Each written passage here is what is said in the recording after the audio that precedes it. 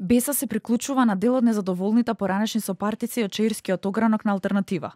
Тие бараат министерот за здравство Беким Сали да поднесе оставка, доколку не сака да ја понесе целата одговорност за колапсот во здравството и бројните скандали со тендери и директорски позиции и манипулации.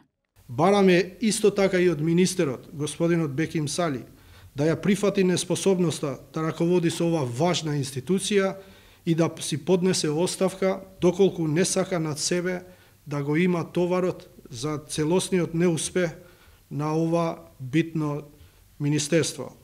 Министерот за здравство Сали без коментар за барањата за оставка. Денеска зборуваше за проблемите на клинички. Поради наталожениот долг во периодот COVID пандемијата се соочува со отежното функционирање во делот на финансиско менаџирање и нормално поради долговите кои што се наталожени во сите клиники, они заостануваат во плаќање на долговите кон заеднички служби.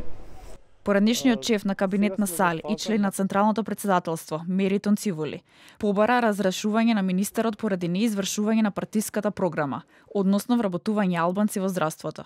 И незадоволните членови на огранокот од Чаир се жала дека Сали не именувал двајца директори на универзитетските клиники од партијата Алтернатива, а според нив и директорот на Фондот за здравство требало да биде од Алтернатива. Сали пак рече дека не сака да коментира.